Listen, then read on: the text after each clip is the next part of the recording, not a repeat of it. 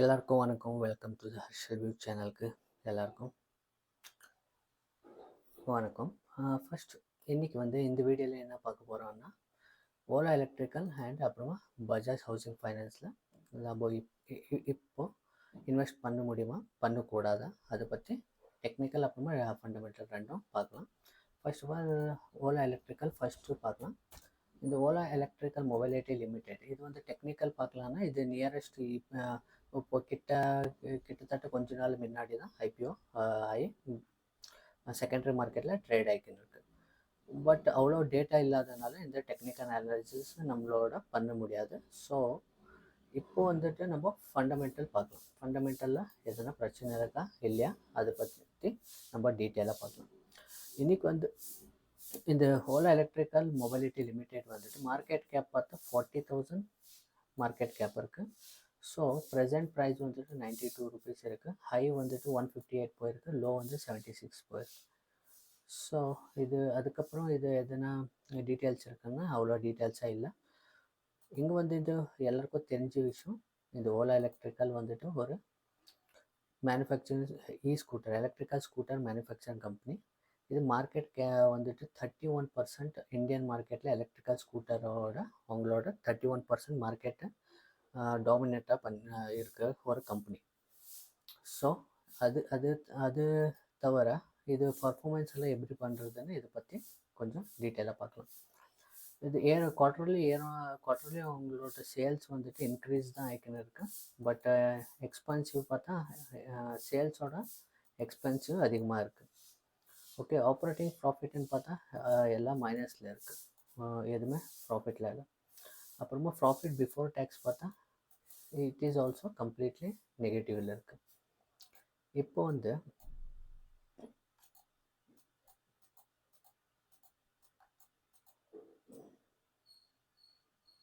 Net profit பார்த்தா அதுவும் கூட நெகட்டிவில் இருக்குது. அப்புறமா இயர் ஆன் இயர் பார்த்தா சேல்ஸ் டிராஸ்டிக்கலாக இன்க்ரீஸ் ஆகிருக்கு. அதே மாதிரி எக்ஸ்பென்சிவ் கூட அதிகமாக ஆகிருக்கு. அப்புறமா ஆப்ரேட்டிங் ப்ராஃபிட் பார்த்தா அது கூட நெகட்டிவில் தான் இருக்குது. நெட் ப்ராஃபிட் பார்த்தா it is also completely negative.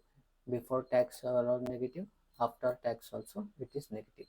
After tax வராது, ஆல்ரெடி நெகட்டிவ் இருந்துச்சுன்னா டேக்ஸை கட்டுற மாதிரி இல்லை, சேமாக இருக்குது. அதனால தான் இது சேமாக இருக்குது. இந்த 4 வருஷமாக இது ஸ்டாக்கில் எதுவும் ப்ராஃபிட்டு இல்லை. ஸோ இப்போது நம்ம பார்க்க வேண்டியது என்னென்னா, பாரிங் பார்த்தா இவங்களோட பாரிங் அதிகமாக இருக்குது, இயர் ஆன் இயர் இன்க்ரீஸ் ஆகுது. இது மேனுஃபேக்சரிங் யூனிட் எதுனா புது மேனுஃபேக்சரிங் யூனிட் எதுனா பண்ணுறாங்களா இல்லையான்னு அது க்ராஸ் செக் பண்ண வேண்டியதாக இருக்கும். அப்புறமா இப்போ ஐபிஓ இந்த லோனு கிளியர் பண்ணுறதுக்காக அவங்க ஐபிஓ வந்துக்கிறாங்களா இல்லை புதுசாக வந்துக்கிறாங்களா, அது ஒரு வாட்டி நீங்கள் கூகுள் செக் பண்ணிக்கலாம், க்ராஸ் செக் பண்ணிக்கலாம். ஓகே, டோட்டல் லைபிலிட்டி அவங்க 7,735 இருக்குது. ஓகே, டோட்டல் அசெட் லைபிலிட்டி எவ்வளோ இருக்கும், அசெட்டும் சேம் இருக்கும். ஓகே, நெக்ஸ்ட் கீழே இம்பார்ட்டண்ட் ஒரு இது பார்க்குறதுன்னா ஷேர் ஹோல்டிங் பேட்டர்ன்ஸ் பார்க்கலாம். ஷேர் ஹோல்டிங் பேட்டர்ன்னா யார் எவ்வளோ ஷேர்ஸு ஹோல்டிங்கில் இருக்குன்னு. இங்கே ப்ரொமோட்டர்ஸ் பார்த்தா ப்ரொமோட்டர்ஸ் அவங்களோட இது குவார்ட்டரில் இருக்கும் ஓகே, இவங்களோட ப்ரொமோட்டர்ஸ் ஹோல்டிங்ஸ் பார்த்தா டிராஸ்டிக்கெல்லாம் அவங்க டிக்ரீஸ் பண்ணியிருக்கிறாங்க. 37% இருக்குது, அவ்வளோதான். எஃப்ஐ பார்த்தா 7%, டிஐ பார்த்தா 6% அண்ட் பப்ளிக் பார்த்தா 48%. ஸோ பப்ளிக்கில் இவ்வளோ ஷேர் ஹோல்டிங் இருந்தால் ரீசன் ஒரு பேனிக், எதனா ஒரு நியூஸ் வந்தால் பேனிக் செல்லிங்கில் மார்க்கெட்டு இப்படி போனாலும் அதிகமாக ஃபாலோ ஆகிற சான்சஸ் அதிகமாக இருக்குது.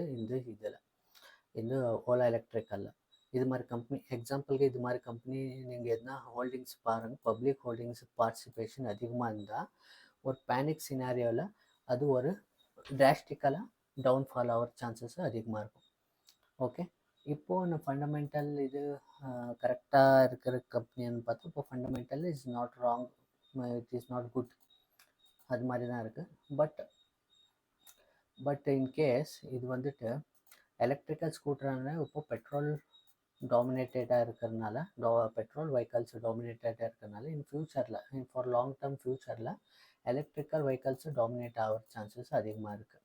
ஓகே, அப்போது இதில் கம்பெனிஸ் நல்லா பர்ஃபார்மன்ஸ் பண்ணால் இந்த கம்பெனி வேல்யூ அதிகமாக ஆகிற சான்சஸ் இருக்குது.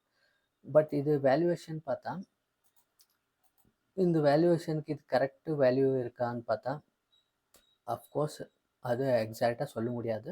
அது இன்னும் நிறைய டேட்டாஸ் எல்லாம் அனலைசிஸ் பண்ணால் தான் அவங்களுக்கு புரியும். ஆக்சுவலி அது அவ்வளோ டேட்டா பர் கம்பெனி அவங்கக்கிட்டே இருக்காது. ஏன்னா கம்பெனியில் ஒரு ஸ்மால் அவங்க என்ன டேட்டாஸ் கொடுக்குறாங்களோ அதுதான் இருக்கும்.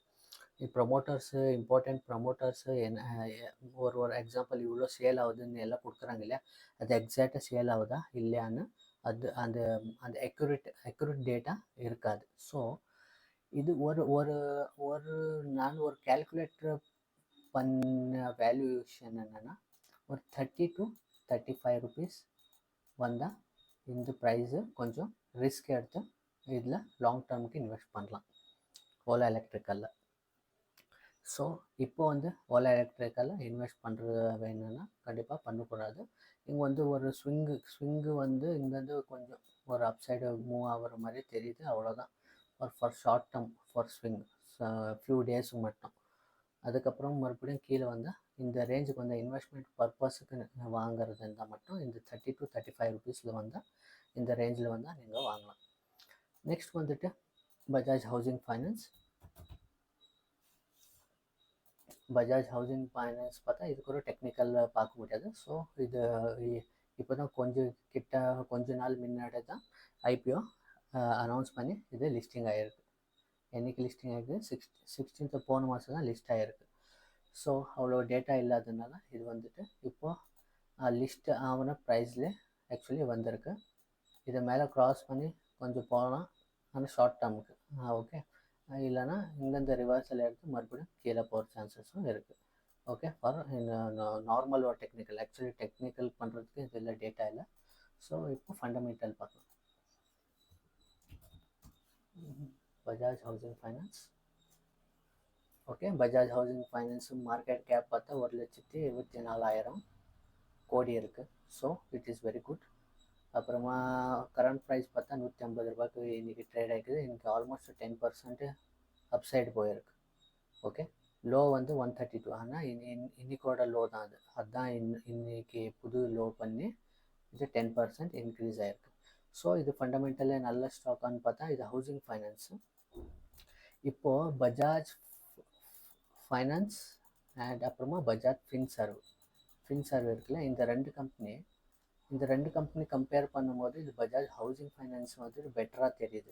ஏன்னா இது ரிஸ்க் லோன்ஸு கொடுக்குறாங்க அவங்க. ஓகே, கன்சூமர் லோன்ஸு, அப்புறமா personal loans, risk loans, security இல்லாத லோன்ஸு கொடுக்குறாங்க. பட் இது ஹவுசிங் ஃபைனான்ஸு அது மாதிரி இருக்காது. இது ஹவுசிங் லோன் கொடுக்கும்போது அவங்க வித் செக்யூரிட்டியோடு தான் அவங்க லோன் கொடுக்கறதுனால இது ஒரு கம்பெனி ஒரு நல்லா இருக்குது. ஓகே, இது ஃபர்தர் பார்க்கலாம் ஃபண்டமெண்டல் நல்லா இருக்கான்னு. இப்போட இந்த கம்பேரிசனில் பார்க்கும்போது இந்த ஹவுசிங் ஃபைனான்ஸு நல்லாயிருக்கு. இது பஜாஜ் ஃபைனான்ஸ் அப்புறமா பஜாஜ் ஃபின்சர்வ் மாதிரி மல்டிபேகர் கம்பெனி ஆகுமான்னு இன்னும் கொஞ்ச நேரத்தில் நீங்களே கண்டுபிடிப்பீங்க. ஓகே, நெக்ஸ்ட் இது குவார்டர்லி ரிசல்ட் பார்த்தா குவார்டர்லி நல்லா ரிசல்ட் இருக்குது. அப்புறமா எக்ஸ்பென்சிவ் பார்த்தா எக்ஸ்பென்சிவும் ஓகே நல்லா இருக்குது. அப்புறமா ஃபைனான்ஷியல் ப்ராஃபிட் பார்த்தாலும் இன்க்ரீஸ் ஆகிக்கின்னு போகுது. நெட் பிஃபோர் டேக்ஸ்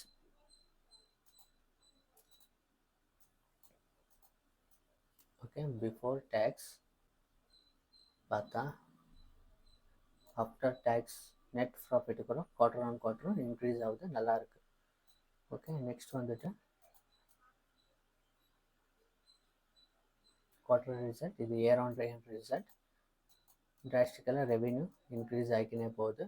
அப்புறமா financial profit year on year increase ஆகிக்கினே போகுது. அப்புறமா ப்ராஃபிட் பிஃபோர் டேக்ஸு கூட அதிகமாக இருக்குது. அப்புறமா net profit year on year நல்லா ரிசல்ட் கொடுக்குற கம்பெனியாக இருக்குது. ஸோ இது ஃபண்டமெண்டலி எந்த பிரச்சனை இல்லை.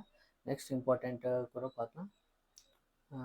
பாரோயிங் பார்த்தா இது வந்துட்டு இந்த கம்பெனியில் நீங்கள் பார்க்கக்கூடாது. ஏன்னா இது வந்து இதே ஆல்ரெடி ஃபைனான்ஸ் கொடுக்குற கம்பெனி.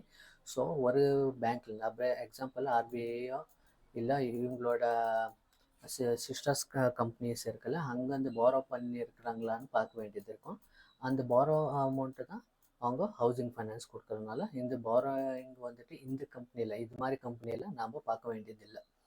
ஓகே, அப்போ புரிஞ்சிருக்குன்னு நினைக்கிறேன். நெக்ஸ்ட் வந்துட்டு இம்பார்ட்டண்ட்டு வந்து ப்ரமோட்டர்ஸ் ஹோல்டிங் பார்த்தா 88% இருக்குது. அவங்க ஆல்மோஸ்ட் 89% இருக்குது. எஃப்ஐ பார்த்தா வரணும் ஜஸ்ட் 2% இருக்குது. டிஐ 2%. ஏன்னா அவங்க அவ்வளோவா சேல் பண்ணவே இல்லை. பப்ளிக் பார்ட்டிசிபேஷன் பார்த்தா 6% இருக்குது. ஸோ இது வந்துட்டு நல்ல கம்பெனி தான். பட் இது 75%க்கு கொஞ்சம் கீழே எடுத்துன்னு வருவாங்க. ஸோ ரூல் இருக்குது ப்ரமோட்டர் ஹோல்டிங் வந்துட்டு 75% இருக்கணும்னு. ஸோ இது வந்துட்டு இன்னும் வந்து டிஐயோ இல்லை எஃப்ஐயோ டிஐயோ மறுபடியும் வாங்குவாங்க. இல்லைன்னா பப்ளிக் பார்ட்டிசிபேஷன் கூட அதிகமாக இருக்கும். So fundamental it is a very good கம்பெனியாக இருக்கிறதுனால இப்போது இந்த ப்ரைஸில் வாங்கலாம்னா கண்டிப்பாக வாங்கலாம், ஒன்றும் பிரச்சனை இல்லை. இது ரெகுலர் இன்வெஸ்ட்மெண்ட்டு கீழே விழுந்தாலும் நீங்கள் எவரேஜ் பண்ணிக்கின்னு போகலாம். இது லாங் டேர்முக்கு நான் சொல்லிட்டேன், not in short term. Long டேர்முக்கு இன்வெஸ்ட்மெண்ட்டுக்கு நீங்கள் பண்ணலாம். இது வந்துட்டு பஜாஜ் ஃபைனான்ஸ் அப்புறமா பஜாஜ் ஃபின்சர்வ் மாதிரி இல்லை பஜாஜ் ஆட்டோ மாதிரி ஒரு மல்டி பேக்கர் கம்பெனி மாதிரி லோ ப்ரைஸில் இந்த ப்ரைஸ்லேருந்து மறுபடியும் 5,000 7,000 ப்ரைஸுக்கு போகிற சான்சஸ் அதிகமாக தான் இருக்குது. ஸோ இயர் அண்ட் இயர் நீங்கள் உங்களோட எப்போ இன்வெஸ்ட்மெண்ட் ஆகுதோ கொஞ்சம் ஷேர்ஸ் பை பண்ணிக்கின்னு அவரேஜ் பண்ணிக்கின்னு போகிறது நல்லதுன்னு நினைக்கிறேன். இந்த வேல்யூவேஷன் இது வந்துட்டு ஓகேன்னு தான் இது மறுபடியும் அப்சைட் போகலாம். இல்லை இந்த வேல்யூவேஷனுக்கு இந்த ப்ரைஸ் வந்துட்டு அதிகமாக இருக்குன்னா மறுபடியும் கீழே வரலாம். கீழே வந்துட்டு மேலே எஃப்ஐடிஐ மறுபடியும் அவங்க ப்ரொமோட்டிங் ஹோல்டிங் வந்து 75%க்கு இறக்கும் போது எஃப்ஐடிஐ வந்தால் அப்புறம் ஒரு மூமெண்ட்டு பார்க்கறதுக்கு சான்ஸ் கிடைக்கும் இந்த ஸ்டாக்கில். ஹோப் இந்த வீடியோ உங்களுக்கு பிடிச்சிருக்குன்னு நினைக்கிறேன். ஓலா வந்துட்டு இப்போ இன்வெஸ்ட் பண்ணக்கூடாது, பட் இதில் இன்வெஸ்ட் பண்ணலாம். இது ஃபண்டமெண்டல் அப்புறமா டெக்னிக்கல். உங்களுக்கு இந்த வீடியோ பிடிச்சிருந்தால் லைக் பண்ணுங்கள், சப்ஸ்கிரைப் பண்ணிக்கோங்க. இதே மாதிரி எதுனா வீடியோ வேணாலும் எனக்கு கமெண்ட்டில் சொல்லுங்கள். மறுபடியும் அடுத்த வீடியோவில் நம்ம பார்க்கலாம். எல்லாருக்கும் வணக்கம்.